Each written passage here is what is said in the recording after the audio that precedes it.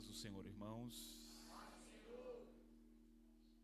Prazer estar com vocês e poder partilhar da palavra de Deus, poder comungar de uma noite tão importante e tão memorável, tão responsável, que é a ceia do Senhor. Quero agradecer ao pastor dessa igreja pela honrosa oportunidade, onde tivemos ali nos conhecendo, no evento na Debrais Vila Rochelle, né? Pastor Eudes, foi uma noite extraordinária. E eu quero partilhar com vocês uma palavra, enquanto você abre no livro de Juízes, capítulo 14, quero agradecer a Deus também pela vida de todos os obreiros que estão aqui na tribuna. Não pude cumprimentar todos, mas a paz de Cristo a todos. Livro de Juízes, capítulo 14, versículo de número 6, e leremos o versículo 8. E eu acredito que você está desejoso que o ambiente esquente um pouco mais. Sim ou não, irmãos? Amém, que maravilha. Juízes capítulo 14, versículo 6, todos encontraram? Amém. Glória a Deus. Está escrito assim, queridos: e o Espírito do Senhor Jeová de tal maneira se apossou dele, que ele o destruiu de alto a baixo, como se fende um cabrito, e não tinha nada nas mãos, mas não contou a seu pai nem a sua mãe o que tinha feito. Versículo 8, queridos. E depois de um tempo, ele voltou para tomá-la, no caso, a moça, para se casar, e se apartou do caminho para ver a ossada do leão. E eis que havia um enxame de abelhas e mel no corpo do leão. E ele tomou o mel em suas mãos e seguiu caminhando, comendo dele. Foi-se a seu pai e a sua mãe, deu-lhes de comer, e eles comeram, mas não disse como havia possuído ou tomado aquele mel. Amém, queridos? Você pode tomar o seu assento com alegria, com júbilo. Como aqui tem o costume, vamos aplaudir o Senhor porque Ele é poderoso. É possível isso?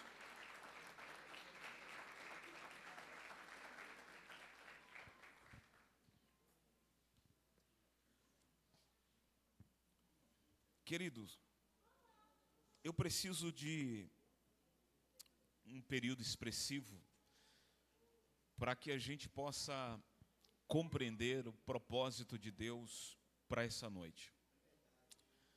Para cada culto Deus tem uma direção, para cada culto Deus tem uma palavra, para cada culto Deus tem um público, para cada culto Deus tem um alvo. E eu acredito que você essa noite é o alvo para que a palavra seja semeada nessa terra que se chama o seu coração. Se possível, coloque a mão no coraçãozinho, põe a mão no coração. Diga: Senhor, fala comigo hoje de uma forma que somente eu entenda. Eu sou apaixonado pelas ações de Deus, porque o Senhor, Ele tem uma forma peculiar, exclusiva de agir, de falar, de se manifestar. E em todas essas ações, nós podemos enxergar que Deus sempre teve sucesso. Deus sempre foi bem sucedido em tudo que Ele realiza.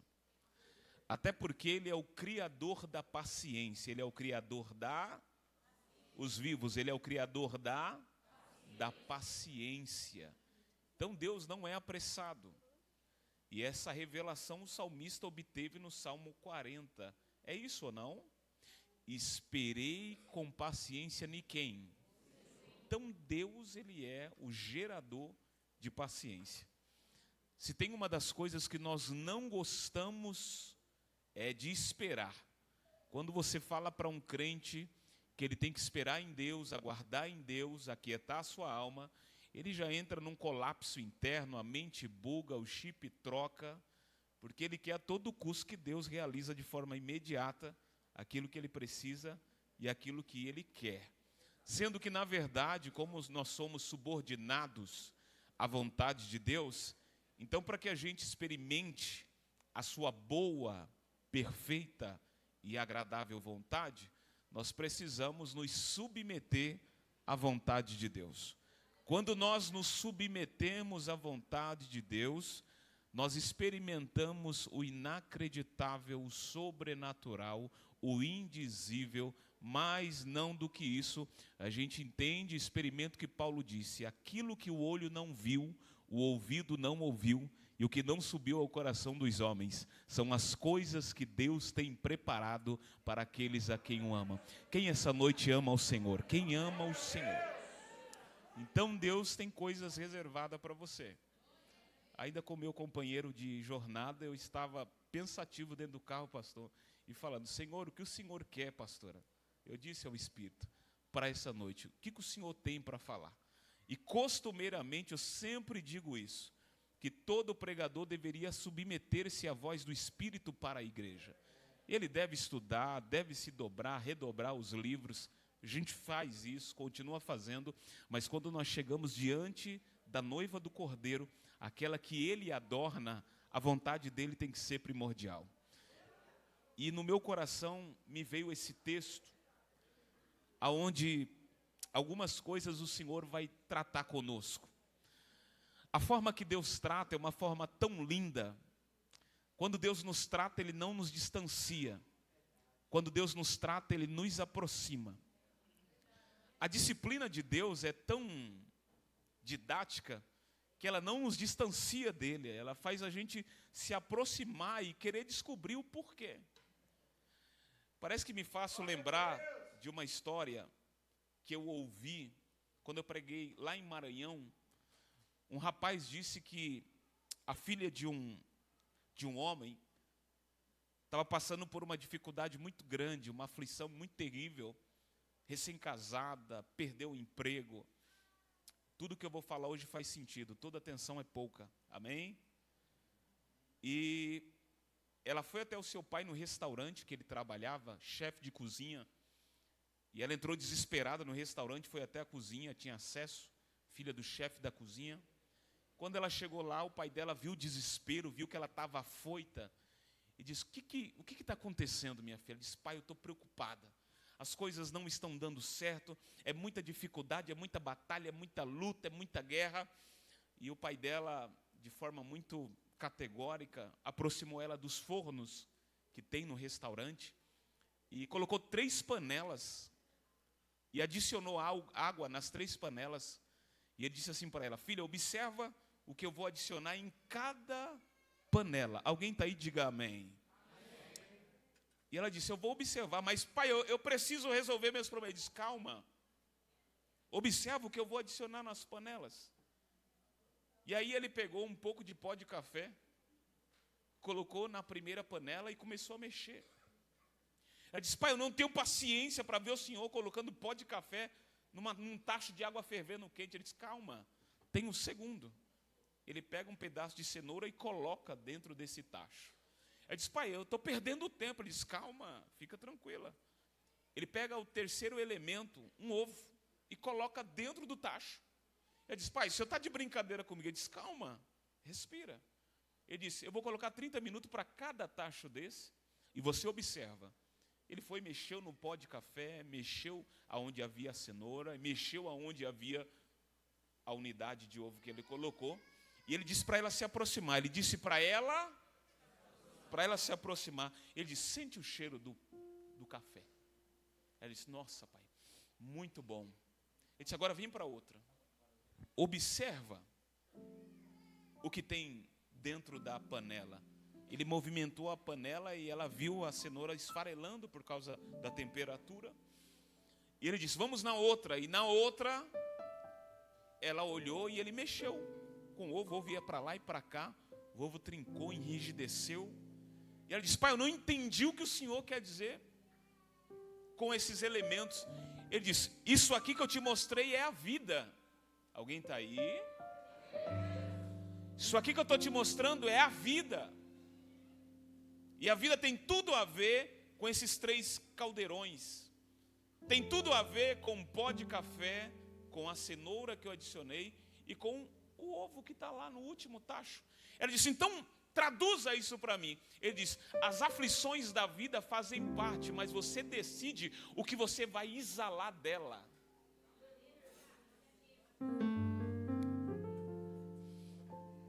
Ele disse, ok, bacana. E a cenoura? Você também decide como você vai reagir. Ou você esfarela diante da situação, ou você luta para permanecer firme. Alguém está aí? Vou começar a pregar já já. Ela disse, o último. Aí ele pega o ovo inteiro, descasca o ovo, abre no meio, a gema está dura. Ela disse, o que é isso, pai? Ele disse para ela, agora você escolhe como você vai se portar diante das adversidades. Seja dura, seja resistente. Você tem que escolher como você vai sobreviver às tempestades da vida. Tem pessoa que amolece, desiste, não quer saber de mais nada.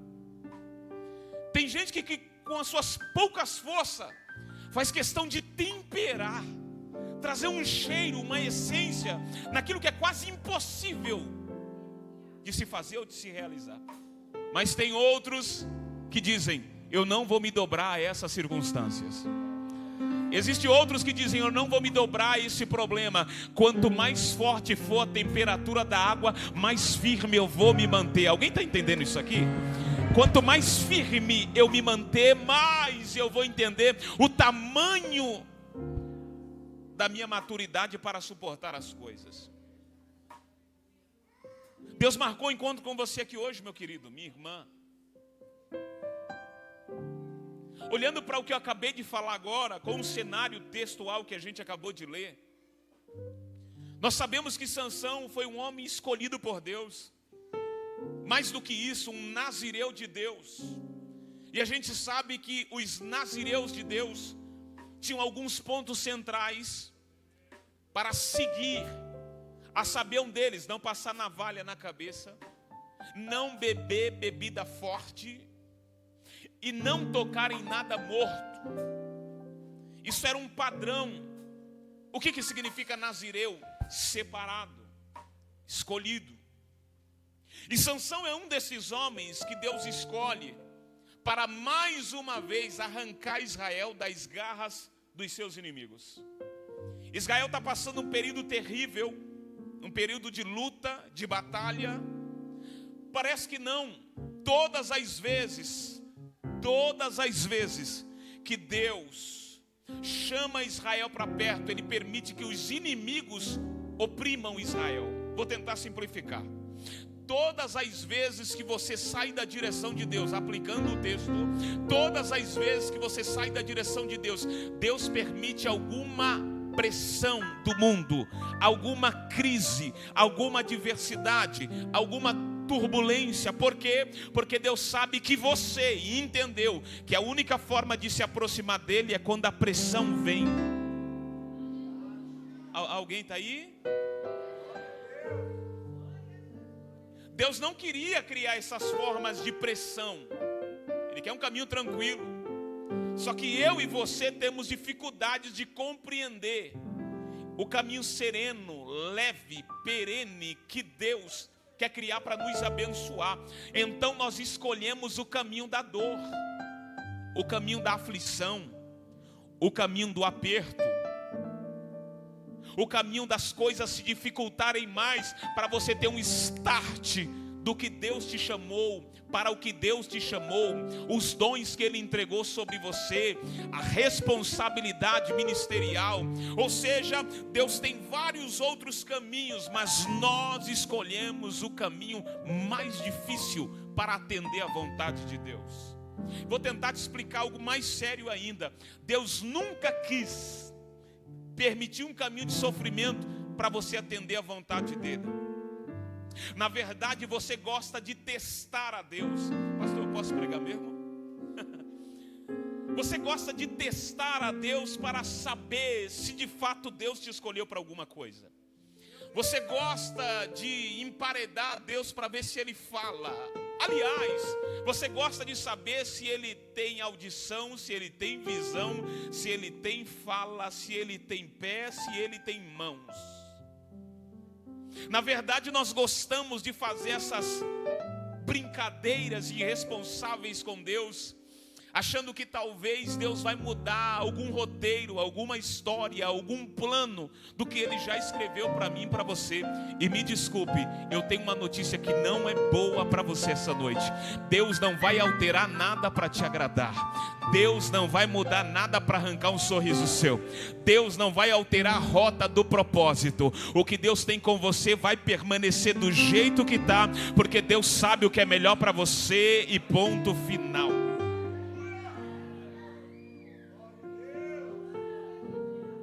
Algumas coisas Deus vai permitir você escolher, mas você também vai ser responsável pelas suas escolhas.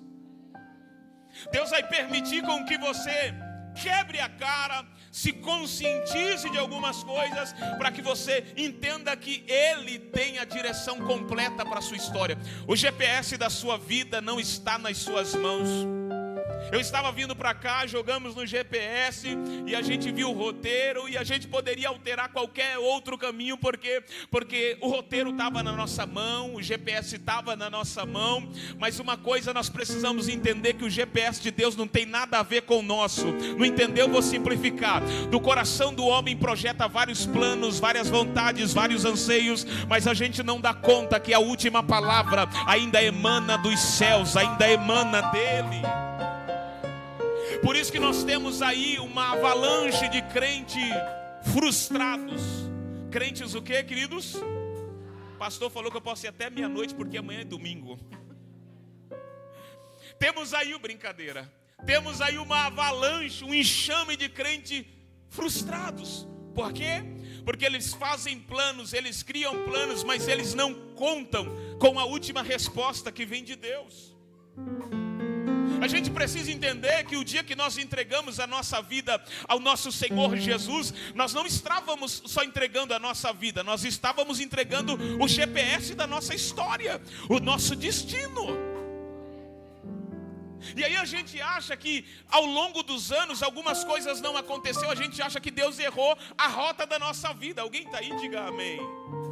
A gente acha que Deus errou o curso do caminho, sendo que na verdade Deus não errou o curso do caminho. Na verdade Deus quer saber se você suporta esperar, obedecer, se submeter e atender à sua vontade.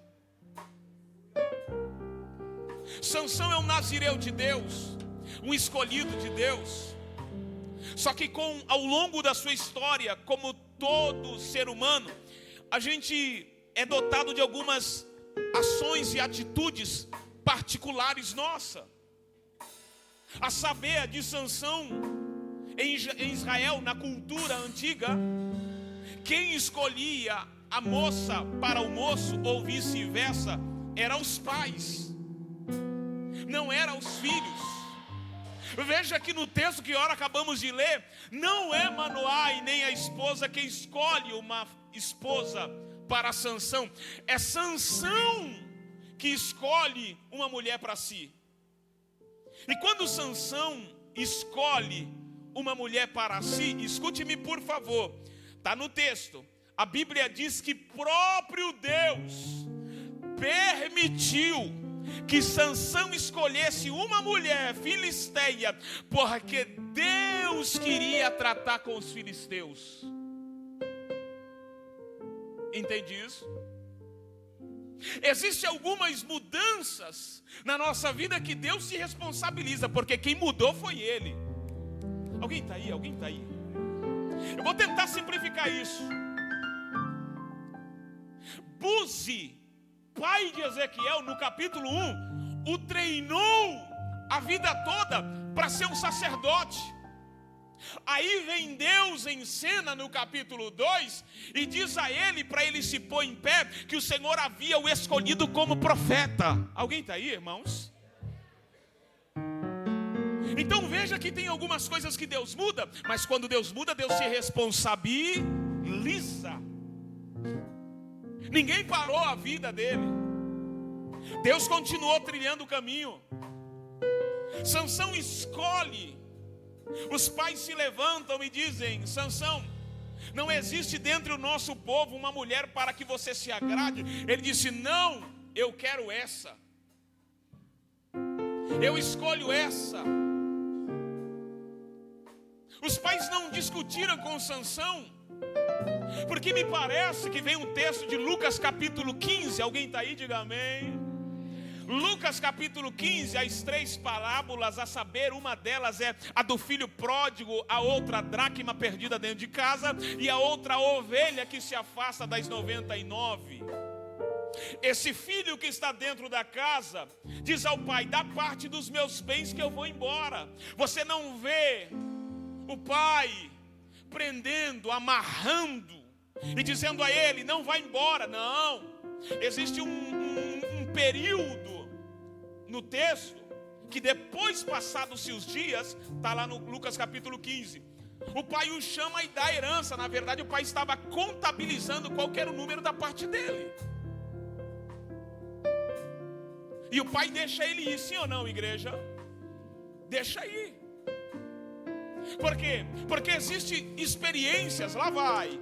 Existem experiências que não adianta. O pastor pode tentar brecar, orientar com a sua sabedoria. O pai e a mãe podem orientar, falar. O avô, o bisavô, o profeta, não sei mais quem. Mas se é para você ter uma experiência única, conclusiva, Deus vai permitir que você tenha essa experiência para que ela de fato defina o que você quer para a sua vida. E isso é muito sério. Só que a Bíblia diz que quando Sansão está indo para Tímina, a palavra tímida na transliteração hebraica significa porção. Significa o quê? Porção. Cuidado.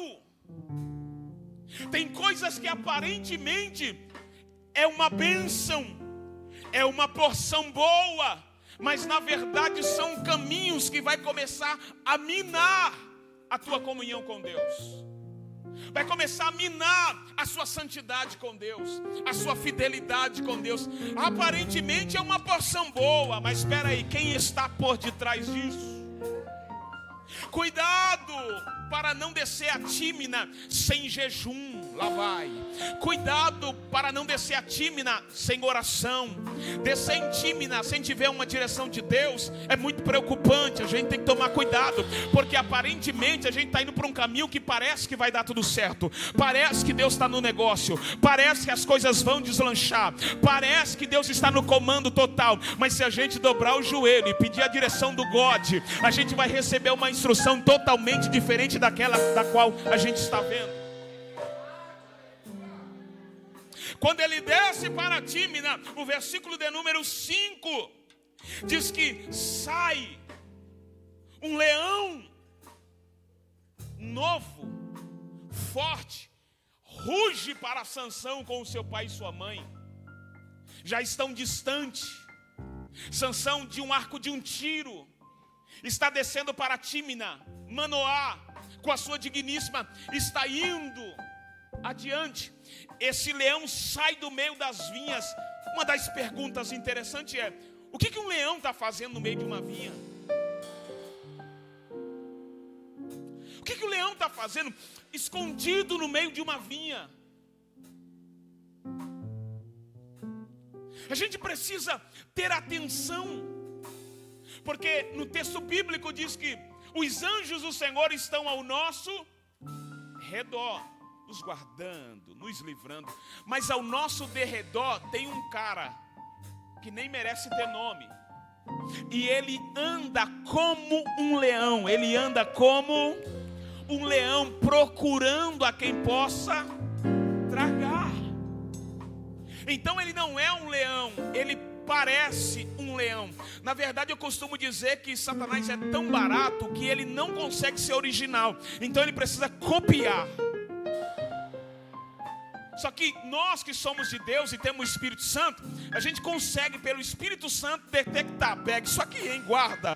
Nós conseguimos detectar o que é verdadeiro e o que é falso.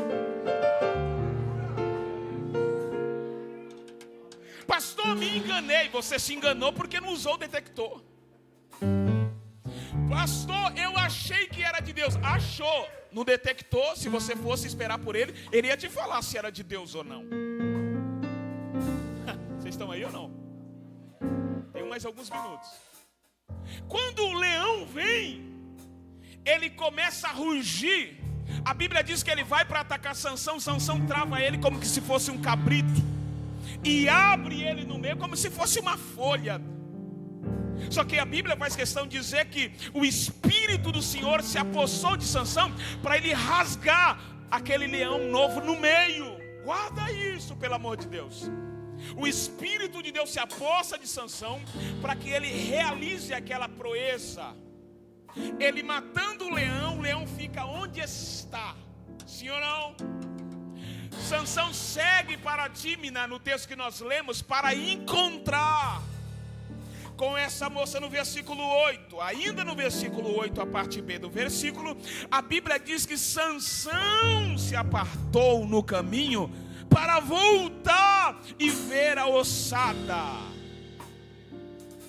Espera aí, me escutem, agora é sério. Sansão mata um leão, sim ou não? Que episódio, queridos, que coisa linda. A TV hollywoodiana cria um Hércules fictício, barato, falso, e nós temos um Sansão, fato, verídico, real. Vocês estão aí ou não?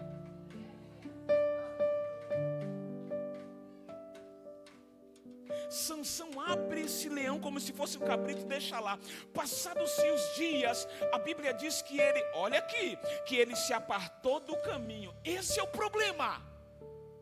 Se apartar do caminho. Quando a gente se aparta do caminho, do propósito, a queda é iminente. Estamos num culto muito responsivo, que é o culto de ceia. E minha vontade não é ser aquele pregador que nós também somos, pentecostais. Esse culto é um culto de conscientização. É um culto de pensar. O que é que Sansão fez ao se apartar pelo caminho e voltar para ver a ossada de que dias atrás ele havia tido sucesso? Porque na verdade esse problema de Sansão é o problema na maioria das vezes nosso. O que é que a gente quer fazer? Lá vai. O que é que a gente quer fazer em problemas que a gente já resolveu? O que é que a gente quer fazer com amizades das quais nós já cortamos vínculos? Está morto. O que é que a gente quer fazer com companhias que não produziam? Com amigos ou com amigas, nome talvez até nem cabe, com colegas e colegas, que não faz mais parte da comunhão, que não me aproximava de Cristo, que não me apresentava um novo nível de experiência com Deus. O que é que eu quero fazer nesses lugares onde não se tem mais vida, onde somente é morte? Qual que é o meu intuito, qual o meu interesse? Lá vai a resposta.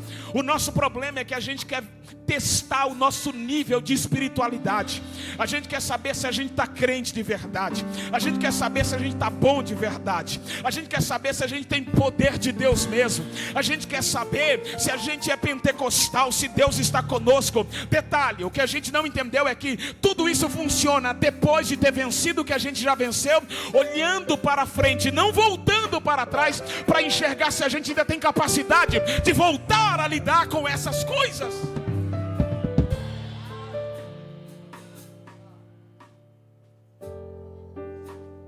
A gente tem que parar de se testar para saber se a gente está forte mesmo. Há coisas das quais nós já matamos. O irmão que estava batendo foto me perguntou qual que é o tema da mensagem. Eu disse para ele: não volte ao leão morto. Assim, muito rápido. E isso é muito sério, porque o texto diz da ossada. E a gente pode fazer uma interligação lá no Ezequiel capítulo 37. Deus levanta Ezequiel para profetizar onde tinha carne, para profetizar onde tinha tendão, nervo. Deus o conduziu para profetizar em um vale que estava cheio de ossos. Alguém soou mais longe, sequíssimo. Deixa eu te falar uma coisa. Se tem uma única condição que Deus pode fazer o que Ele fez com Ezequiel, é para ser um profeta. E eu vou te falar algo mais sério ainda. Deus não vai te levar em fases em carne, mas Deus te leva no espírito. Ezequiel não foi para um vale de ossos secos em carne. Texto, versículo 1. E a mão do Senhor me levou em espírito. Porque Deus sabe que a sua carne tem limite. Lá vai. Deus sabe que essa carcaça humana aí não suporta muita coisa. Deus sabe que essa carcaça humana aí não pode brincar com o pecado. Lá vai, culto de ceia, não tem como fugir. Deus sabe que essa carcaça humana aí não pode brincar. Se tu já foi da bebedice, não pode passar no bar do Mané, tomar uma Coca-Cola, na onde o stand é só pinga, e você vai tomar Coca-Cola e vai dizer, não, eu vou suportar, eu vou tomar, põe limãozinho aí na Coca, ok. Você vai olhar o cenário, vai ter uma reprogramação cerebral, você vai lembrar do que você fazia, aí o cérebro vai dizer, não tem problema não, toma só uma pequenininha para você ficar tranquilo, toma só uma coisinha básica. E, rapaz, acho que é verdade, não vai dar ruim não. Assim como também você pode, entre outros caminhos, eu tenho um zap aqui, eu acho que esse zap não vai dar em nada. Os inteligentes vão entender, esse zap não vai dar em nada, não vai dar dor de cabeça, tá tranquilo, deixa aí em stand-by, porque a qualquer momento você tem que tomar cuidado, porque não se brinca com a carne é algo sério.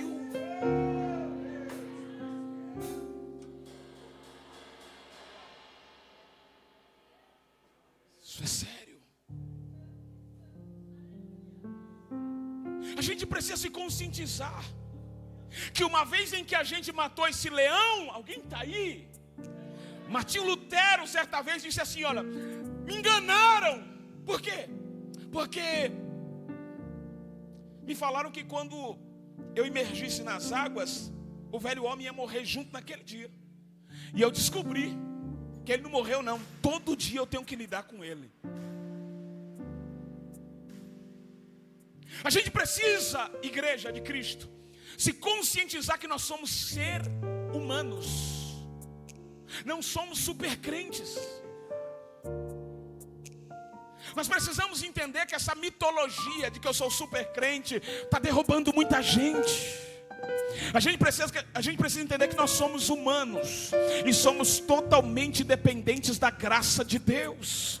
E se a graça de Deus nos encontrou, fica tranquilo, querido, fica tranquilo, minha irmã, porque o poder de Deus vai se aperfeiçoar. Não é quando você acha que está forte, não é quando você acha que está bom, é quando você acha que é incapaz. Aí o poder de Deus se aperfeiçoa nas suas fraquezas. Sansão volta, ele não poderia voltar. Escute-me, por favor. Uma coisa é Deus falar, ele vai casar com a Filisteia porque os meus desígnios, os meus planos é isso, porque eu preciso arrumar ocasião contra os filisteus para libertar Israel, para colocar um juiz e trazer paz para o meu povo. Alguém entendeu? Diga amém.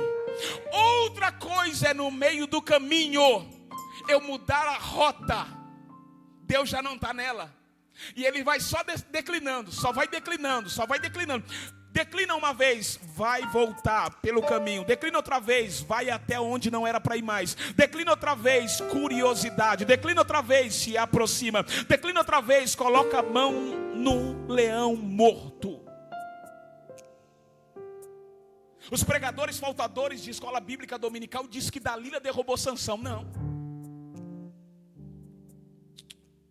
Sansão já veio caindo nesse dia. Primeira queda de Sansão é quando ele sai do caminho.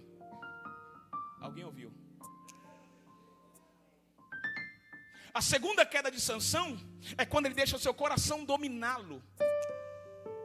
E ele vai ver o que não era para ver. Para ficar bem bacana assim, para você ser um profeta e começar a assustar. Diga para 2 ou 3 aí, para de querer ver o que não pode ver.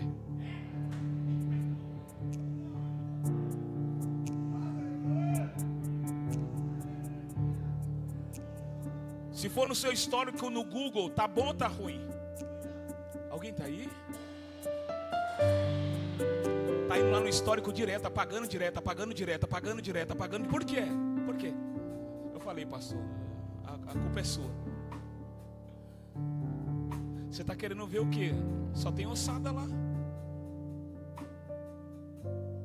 Aí você fala assim, não tem ossada não, porque não está fedendo. É lógico, lá vai. É lógico, tem mais alguns minutos. É porque Satanás já cobriu de mel. Pegou lá, pegou. Lá pegou. Ele não é bobo, ele sabe que o cheiro de carniça vai te espantar. Então o que ele faz? Ele camufla. Ele joga um melzinho em cima e você diz assim, nossa, é uma ossada, está morto. Mas por que é que não está fedendo? Porque Satanás é inteligente. Olhe para mim. Talvez você possa discordar, mas aí você tem que discordar do que Deus falou e do que Jesus falou. Ele é sagaz. A palavra sagaz está conectada à inteligência. Se tem uma coisa que ele tem e vocês, nós na maioria das vezes não temos, é... Alguém tem coragem? Paciência. Ele espera. Por isso que no Salmo 91, lá vai, a oração do salmista é: e ele te livrará do laço de quem? Passarinheiro, já fui, tive 200 gaiolas. A gente arma arapuca e fica lá. Leva a marmita, leva almoço e a gente fica lá, ó. Ele vai entrar lá de baixo, vai dar fome. E outra, a gente vai em horários específicos. Ou a gente vai de manhã, acordar o passarinho da fome. Vocês estão aí, gente? Está querendo o próximo capítulo, né? Quando vai à tarde, a gente sabe que ele está com fome também. Pertinho da noite, 6 horas ali, é a hora que ele também bate um ranguinho para ele ir para a árvore, colocar a cabeça dentro do corpo, travar e só amanhã de manhã. Satanás sabe aonde ele te pega. Lá vai, ele sabe do seu ponto fraco, tá, moço? Moça, ele também sabe do seu ponto fraco. Não, é que eu oro, é que eu subo o monte, eu faço campanha. Isso aí tudo... Thank you very much. Yes.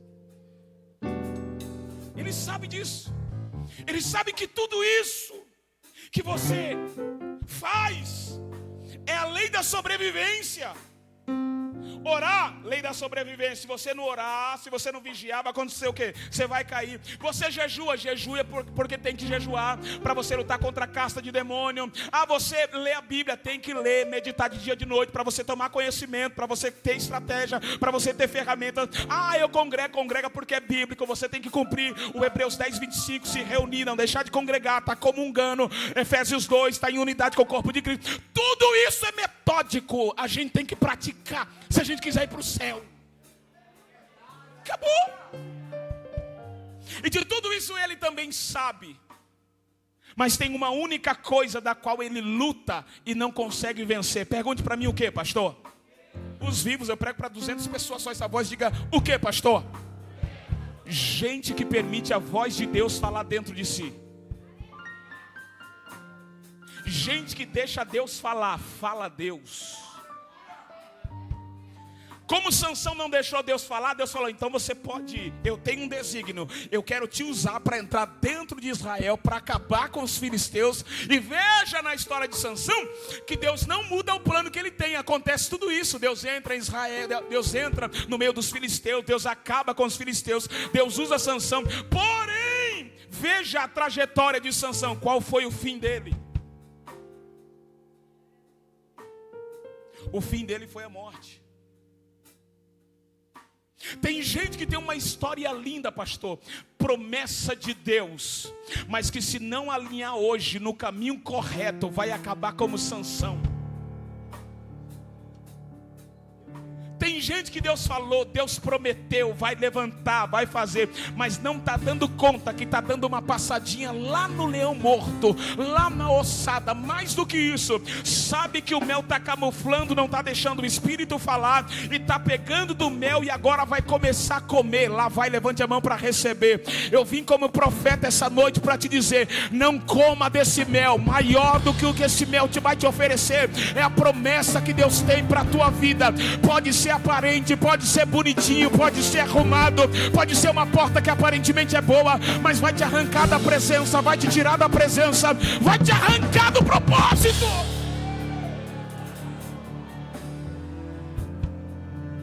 vai te arrancar do propósito. Pastor, mas eu vou ter que deixar de andar com o meu primo que está muito... vai ter que deixar ele de andar, porque ele não te apresenta nada de bom. Vai ter que deixar a prima, a colega, vai ter que abandonar hoje, porque o que o Senhor tem não dá para colocar na mochila o que você quer levar. O que o Senhor tem é para você. Não entendeu? Vou simplificar.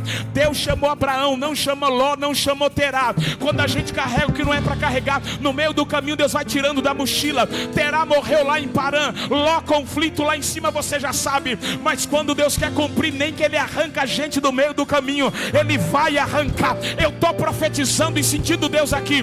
O que Deus tem para algumas pessoas aqui é tão grande, é tão poderoso, que você não deu conta de arrancar da sua mochila. Deus vai abrir essa bagagem e vai começar a arrancar o peso, porque o que Ele tem com você é comprometedor. Tem uma geração que precisa desse dom, tem uma geração que precisa desse talento, tem um povo esperando você para ser usado.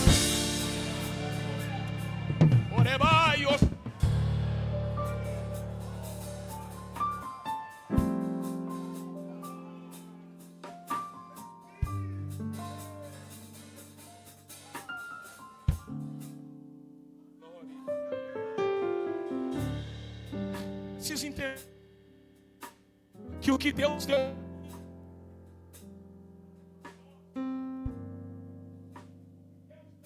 para você são pessoas, dom e o talento que o Senhor não é sobre mim, é sobre as pessoas que vão ser alcançadas. Melhor isso, diga, é sobre as pessoas que vão ser alcançadas.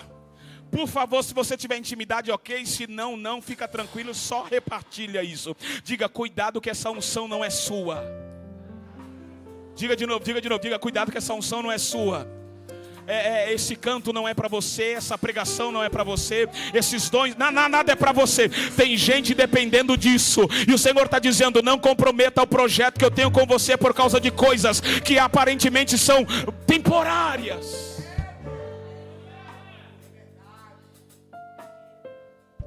Cuidado.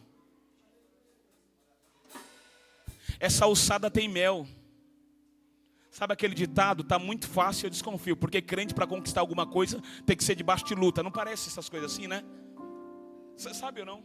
Eu discordo, tá bom? Eu discordo, tá bom? Eu discordo. Tem coisa que o Papai do Céu facilita mesmo, Ele abençoa, porque você tem depósito. Diga para alguém, você tem depósito? Não estou falando da conta sua não, porque talvez deve estar vermelho, está mó ruim o negócio. É só mensaginha do Serasa, negocia. Não. Não é esse depósito. Eu estou falando do depósito com Ele. Porque se você tiver depósito com Ele, pode ir que o saldo está tranquilo. Tem gente assim, ó, meu Deus, o saldo, nossa, meu Deus. Esse saldo, misericórdia. Você pode hoje aumentar o seu saldo com Deus. É só fazer depósito sem medo. Qualquer dia eu falo sobre o depósito. Sansão volta lá, quando ele vê a alçada e vê o mel, ele mete a mão, escuta o pastor. Tenho 10 minutos. Ele coloca a mão no mel e esquece o que tem por debaixo. Vou falar de novo isso aqui. Ele mete a mão no mel por cima, mas esquece o que tem por debaixo.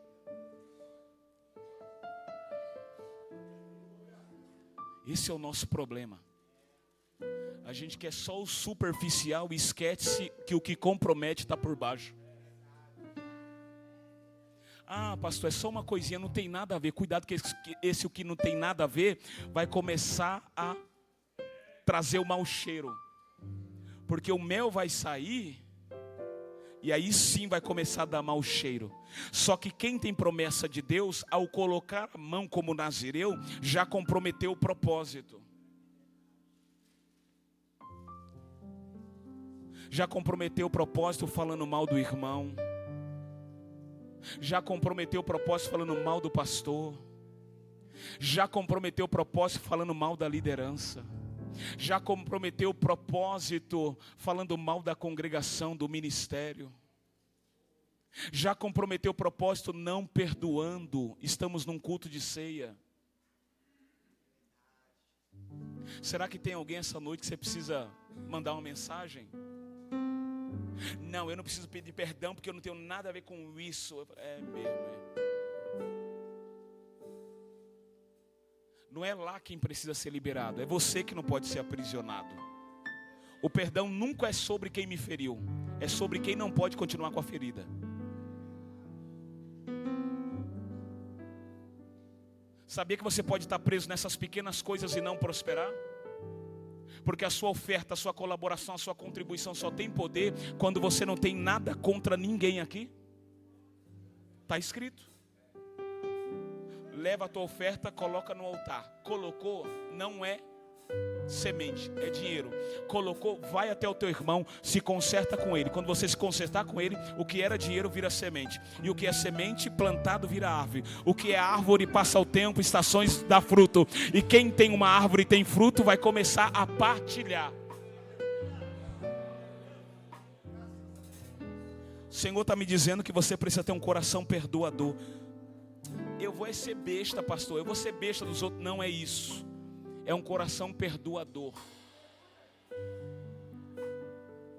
A gente quer que Deus perdoe a nossa dívida, mas a gente não perdoa a dívida dos outros conosco. Está no básico, oração dominical. A gente perdoa, a gente quer o perdão de Deus, mas a gente não quer perdoar a dívida dos outros.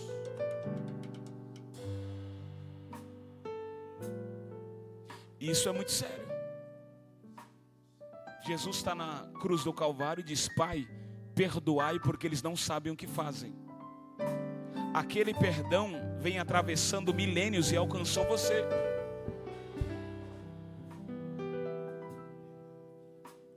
Sabe o que eu acho interessante? É que lá no sepulcro de Jesus não tinha ossada.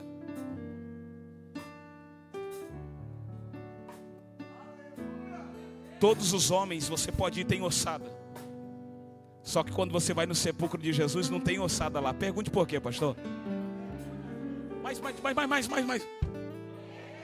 Porque ele não está mais lá no passado. E a pergunta dele é: o que é que você quer fazer lá no passado? Já foi.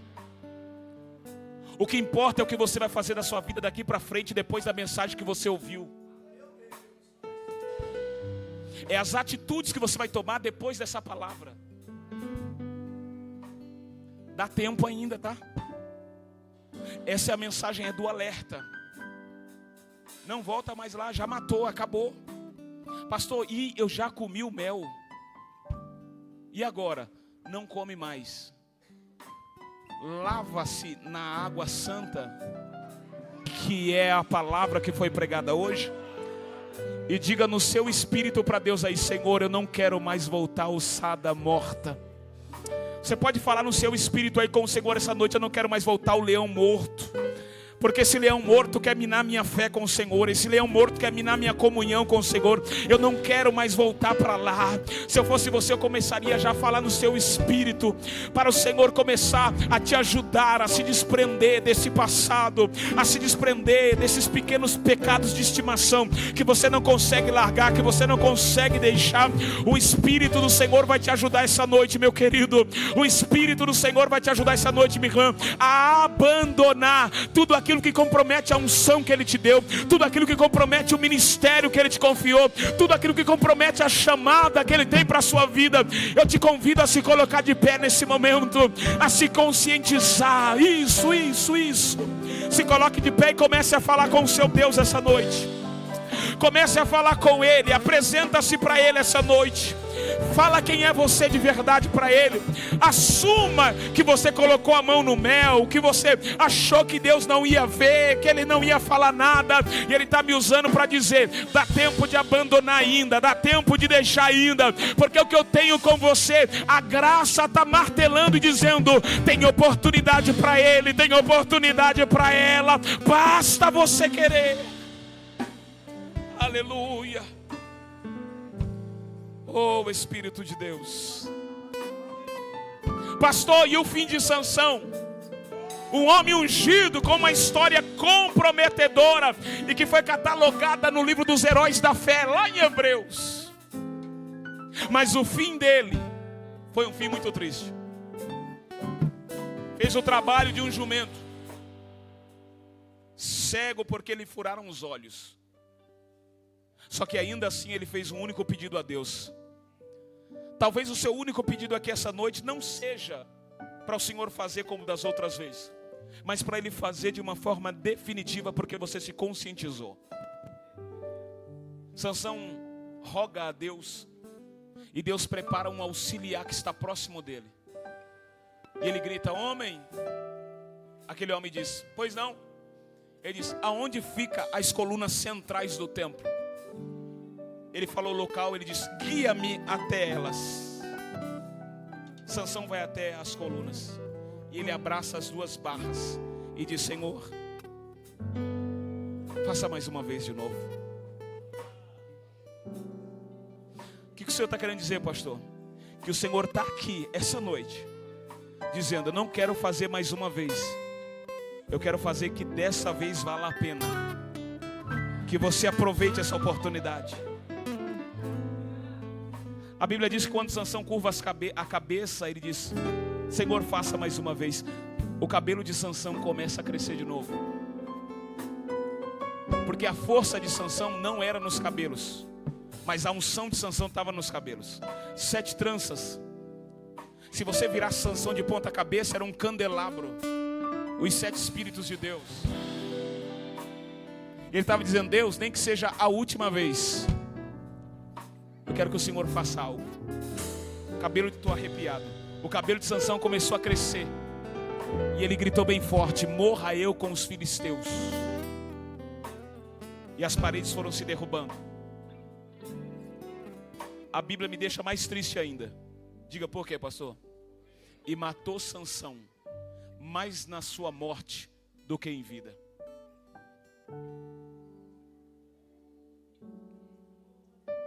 O que é isso, pastor? Parece doido que eu vou falar e finalizo agora porque deu 9h40. Você falhou na sua missão. Se você morresse hoje, você falhou na sua missão se alguém chegasse no seu caixão e falasse: tanta promessa de Deus para acontecer, chamado, vocação, ministério, saiu do caminho.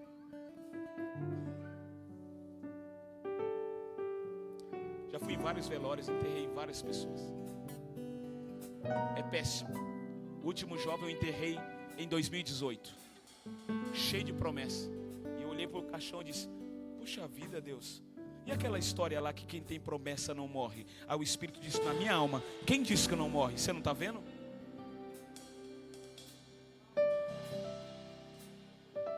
Finalizo literalmente agora.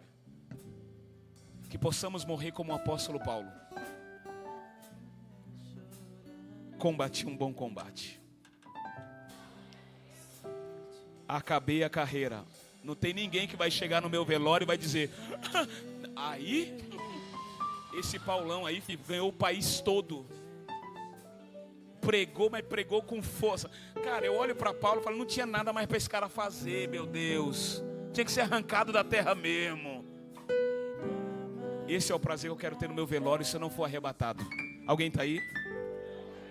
Se você não for arrebatado, eu quero que as pessoas tenham prazer de chegar lá no seu velório e falar assim: aí ganhou alma, hein? Aí fez a obra. Aí, olha, não tinha jeito mais. Era tão de Deus que o Senhor tinha que levar para si. Levante as mãos em nome de Jesus. Pai, a tua palavra foi entregue para esse povo essa noite. O teu Espírito nos conscientizou do teu propósito, da tua direção. Não existia outro caminho a não ser esse, e eu me submeti à tua voz. Abençoa o teu povo e que essa semente produza em nome de Jesus Cristo.